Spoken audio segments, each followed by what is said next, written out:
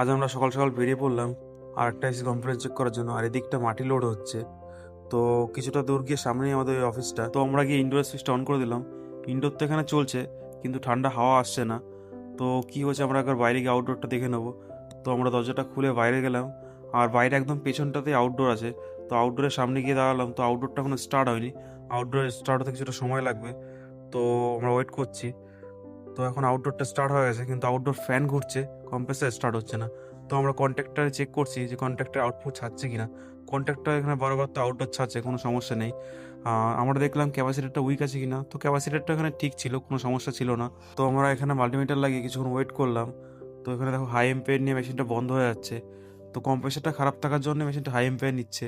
কম্প্রেসারটা replace করে দিলে machine ঠিক হয়ে যাবে।